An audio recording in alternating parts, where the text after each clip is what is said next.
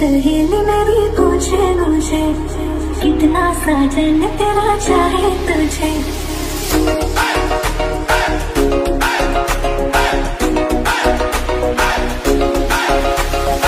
मेरी सहेली मेरी पूछे मुझे कितना साजन तेरा चाहे तुझे।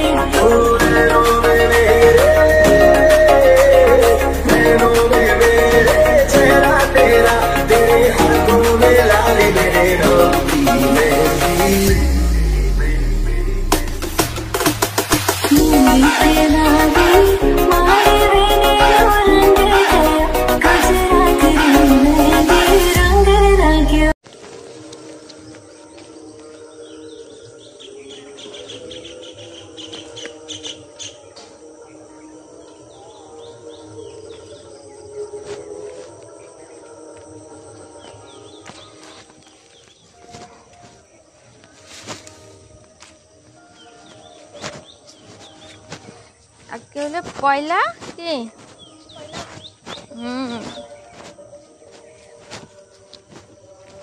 বাংলার নতুন বছর শুরু। আজকে কুয়াশা প্রচুর।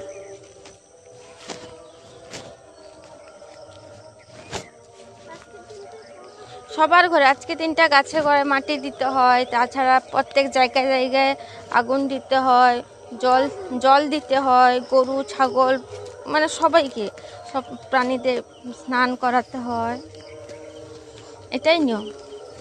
ছাতু খেতে হয়। তুমি প্রাণী, আমি প্রাণী। এটা আমাদের জায়গা, এটাতে আগুন ধরানো হবে। ওই মাঝখানটাতে চলো। সোনু এখন এসছে, আগুন ধরাবে, তাই না বাবা? বুঝো। আর ওই পাশে সব ধানের জমি, ধানের ক্ষেত, তাই তো? বুঝো বুঝো। আমরা রাত উঠে চলে এসেছি। এখন কটা বাজে? 5টা বাজেনি। ধরো।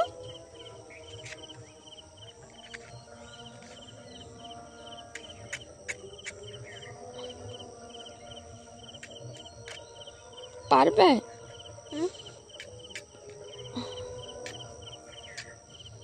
আমাকে দাও নাহলে। হচ্ছে না তো, চারিদিকে একেবারে সাদায় সাদা ভর্তি কুয়াশা তো আজকে।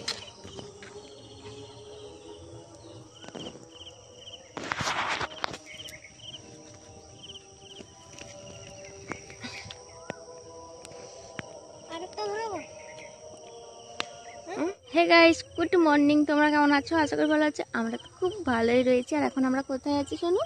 ফাঁকা মাঠে আগুন ধরাতে এসেছি। এটাই নিয়ম। আজকে কি বলতো? পয়লা বৈশাখ। তো চলো আমাদের তরফ থেকে সবাইকে জানাই সবাইকে শুভ নববর্ষ, তাই না?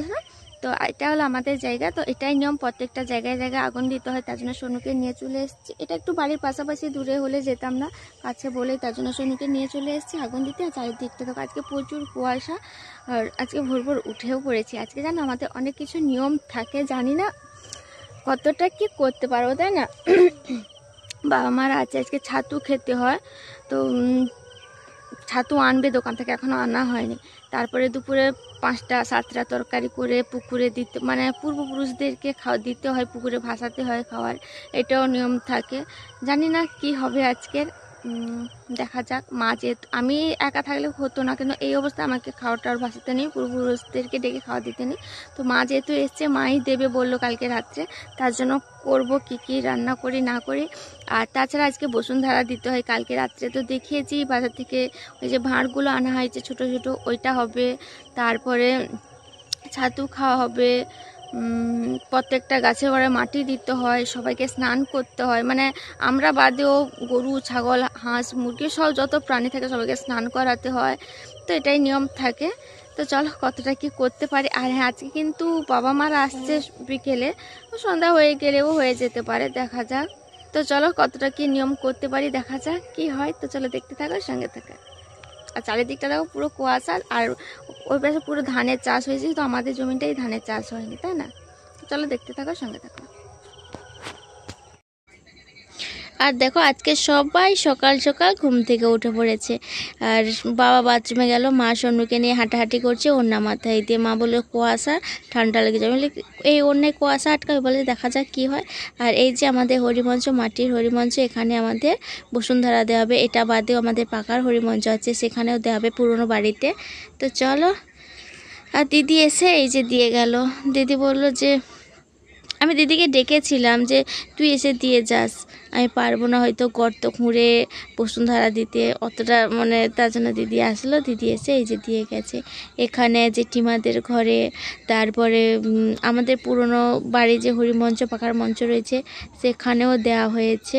শুধু আমি জল দিয়ে দিয়েছি, ও এসে খুঁটি উটি দিয়ে দিল। আমার তো স্নান টান করে ঠাকুরকে ফুল টুল দেওয়া হয়ে গেছে, আর বসুন্ধরাও দিয়ে দিয়েছি, দেখেছো। শুধু আমাদের এইখানে দেখিয়েছি, জেঠিমার ঘরে দিয়েছি, আমাদের যে পুরনো ঘরে সেখানে মন্দির আছে হরি মন্দির, সেখানেও দেওয়া হয়েছে।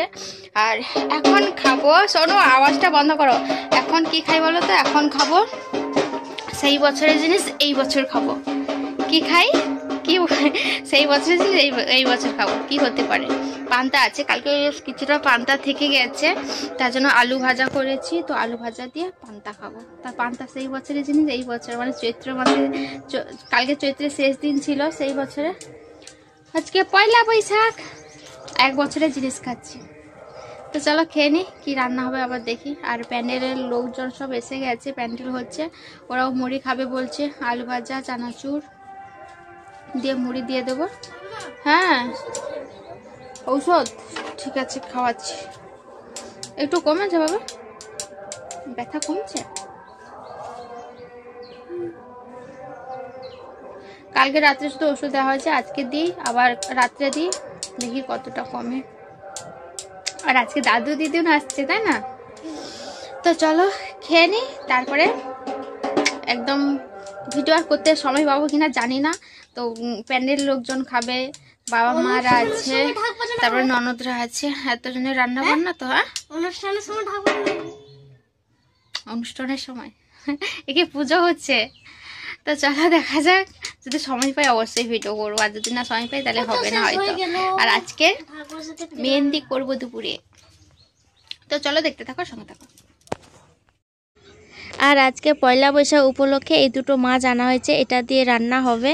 কি রান্না হবে না হবে একদম রান্নার শেষে দেখাবো। আর এই যে ছাতু, মা এক্ষুনি স্নান করে পুকুরে জল খাওয়ার হিসেবে ছাতু দিতে যাবে পূর্বপুরুষদেরকে। তো চলো একদম রান্না করে নিই, তারপরে দেখা হচ্ছে। এই যে আমার রান্না কমপ্লিট। আর এই যে সুন্দর করে সাজিয়ে দিয়েছি কি কি রান্না হয়েছে। এখানে হয়েছে মাছ ভাজা, পটল ভাজা, বেগুন ভাজা, ঝোল, টক, 5টা তরকারি ভাত করেছি। আর তার সঙ্গে দিয়েছি পান, বিড়ি আর ধূপ দেওয়া হবে, কারণ যে যেটা খায় তো সেটা দিতে হবে। মানে যে যেটা খায় বলতে আমার ঠাকুমা, শাশুড়ি, দাদু, শ্বশুর, তো ওরা পান বিড়ি খেত, তার জন্য দেওয়া হয়েছে। আর সঙ্গে ধূপও দিতে হয় নিয়ম। তো চলো এখন মা নিয়ে যাচ্ছে পুকুরে ঘাটে।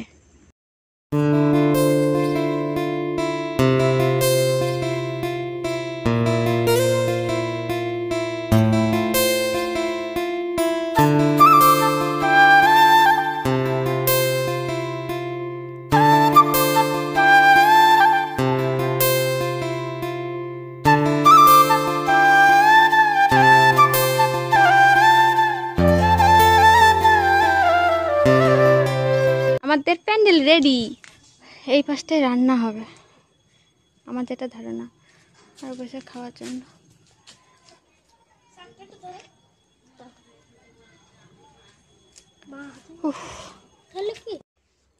চলো দুপুরে খাওয়াটা কমপ্লিট করে একটু ঘুমিয়েছিলাম। আর এই যে এখন বসে গেছি মেহেন্দি করতে, আর দিদি আসছে মেহেন্দি করে দেবে। আর আমি তো পুরো পাগল পাগল হয়েছি, গরমে কিছুই করতে ভালো লাগছে না, না মাথা চুষনি করতে, না সিঁদুর পরতে, মানে কোনো কিছুই ইচ্ছে করছে না, এতটাই গরম। চলো এখন মেহেন্দি করি, দিদি কি ডিজাইন করে দেয়। দিদি দেখো পুরো ঘামে ভিজে গেছে, এতটাই গরম।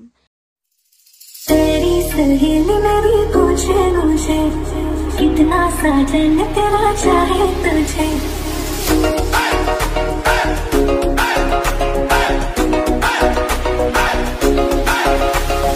तेरी सहेली मेरी पूछे मुझे, कितना साजन तेरा चाहे तुझे।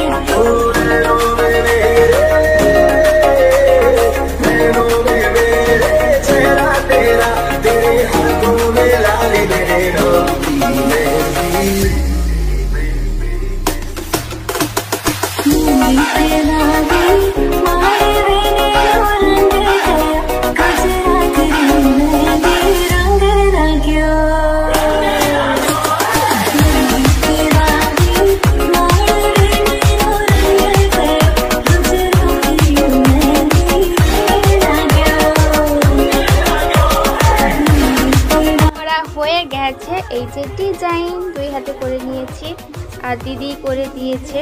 এই হাতটা শুকিয়ে গেছে কিন্তু এইটা এখনো শুকায়নি। ডিজাইনটা ভালো করে দেখে নাও কেমন হয়েছে।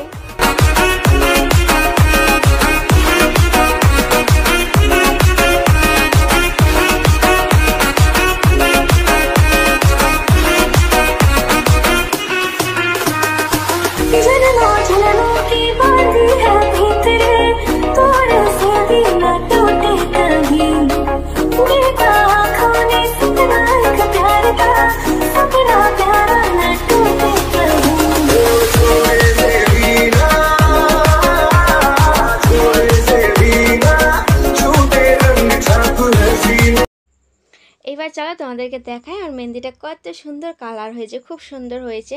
এই পাশকে ওই পাশকে দুই ধারে খুব সুন্দর কালার এসছে। আর এই হাতটাও দেখে নাও, পুরোপুরি আমি শুকিয়েছিলাম, শুকানোর পরে একটু সর্ষে তেল মাখিয়েছি, তারপরে হাতটা ধুয়েছি, কিন্তু কালারটা খুব সুন্দর এসছে। ক্যামেরায় যেমনটা দেখতে পাচ্ছ। বলেছিলাম যে বাবা মা আসবে, তো চলে এসেছে। যখন সন্ধ্যা দিয়েছিলাম তখনই এসছে, তখন আর ভিডিও করতে পারিনি। এই যে মা আর দিদি রান্নাঘরে বসে আছে। রান্নাঘর নয়, এটা আমার বাইরে যে উনান সেখানে রান্না হচ্ছে, ঘরের ভিতরে রান্না হচ্ছে না। আর দিদিকে ডাকা হয়েছে তার কারণ এতজনের রান্না আমার দ্বারা অসম্ভব, তো সেই কারণে দিদিকে ডাকা হয়েছে। আর সবাই মিলে একসঙ্গে খাওয়া হবে বলতে দিদির বাড়ির সবাই, তারপরে মা বাবা আছে, আমার শ্বশুর শাশুড়ি আছে, আমরা আছি, তারপর আমার ননদের 2 মেয়ে, তো তার জন্য দিদিকে ডাকা হয়েছে। এবার চলো দেখাই ওই বাড়ি থেকে কি আসলো। ওই বাড়ি থেকে সবার জন্য পোশাক এসছে। পোশাক তো আগে থেকে কিনে রেখেছি, কি কেনা হয়েছে সবটাই তোমাদেরকে দেখেছি, শুধু মায়ের শাড়িটাই চেঞ্জ হয়েছে। আর এখানে 9 মাস যেহেতু আমার এটা, তার জন্য 9 রকম ফল রয়েছে। কাল যেহেতু নিরামিষের উপরে আমাকে শ্রাদ্ধ দেওয়া হবে, তার জন্য 9 রকমের ফল, তারপর পিঠে হবে, লুচি হবে, ঘুগনি হবে, এই সমস্ত দিয়েই আমাকে সাথ দেওয়া হবে। আর কালকে অনেকেই খাবে, তো আমার শ্বশুরের যে 5 ভাই ওরা সবাই আসবে, আশেপাশে বাচ্চাদের, বয়স্ক মানুষদেরকেও ডাকা হয়েছে। আর এই বাক্সটার মধ্যে রয়েছে আমার আয়াসাজের মধ্যে যা কিছু দেয়, মেন আলতা, সিঁদুর, শাঁখা, এইটা দিতে হয়। শাঁখা তো আমি আগে কিনে নিয়েছি, কি কিনেছি সেটাই তো তোমাকে দেখিয়ে দিয়েছি। আর বাবা যেটা নিয়ে এসছে, এই যে আলতা, সিঁদুর, শ্যাম্পু, তেল, সাবান, বডি স্প্রে, পাউডার, এগুলো যা ফেস ওয়াশ যা কিছু লাগে, নেল পলিশ, সব এর মধ্যে রয়েছে, আয়না, চিরুনি। আর চলো, আর তার সঙ্গে মেন যেটা হলুদ মাখতে হবে গায়ে, আমাকে আর সোনু পাপাকে দুজনকেই গায়ে হলুদ দিবে, তো তার জন্য এই যে গোটা হলুদ আনা হয়েছে। আর আমার যে মূল বেবি শাওয়ারে যে ডেকোরেশনটা হবে এই রুমটাতেই করছি, কারণ আমার কোনো উপায় নেই, তো এখানেই করতে হচ্ছে। এটাই আমার ভিডিও করার রুম। আর বাবুসোনাকে ডেকে নিয়েছি বেলুনগুলো ফোলানোর জন্য, আমার একার দ্বারা অসম্ভব হয়ে উঠছে এতগুলো বেলুন ফুলিয়ে উঠতে, তো তার জন্য দুজন মিলে এখন ফোলাবো, তারপরে দুজন মিলেই সাজাবো। তো চলো, একটু ছোট হয়ে যাচ্ছে রুমটা, ভিডিও করতে অসুবিধা হবে, জানি না কতটা কি করতে পারি।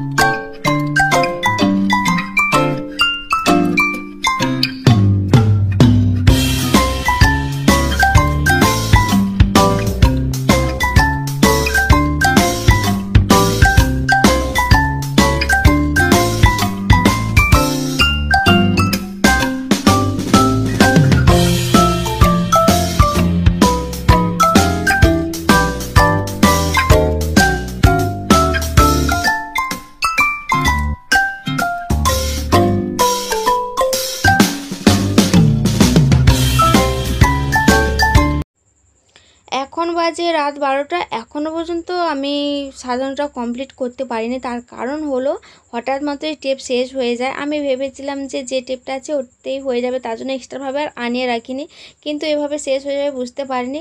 তো এত বেলুন এখনও পর্যন্ত সাজানো হয়নি, সব কিছু ফোলানো হয়ে আছে। তো দেখি সকালে দোকান থেকে আনি, আমাকে করতে হবে যতই কষ্ট হোক না কেন। চলো আজকের মতো ভিডিওটা এই পর্যন্ত। কেমন লাগলো আমাকে কমেন্ট করে জানাবে। আর যদি ভালো লেগে থাকে তাহলে অবশ্যই লাইক, কমেন্ট, শেয়ার করে দিও। আর যারা এখনও পর্যন্ত চ্যানেলটিকে সাবস্ক্রাইব করেনি তাতে বলছি চ্যানেলটিকে সাবস্ক্রাইব করে পাশে থাকা বেল আইকনটি প্রেস করে দাও। তো চলো এখন মতো টাটা, পাবে, দেখা হয় পরে একটা নতুন ভিডিও। ততক্ষণ ভালো থাকো, সুস্থ থাকো।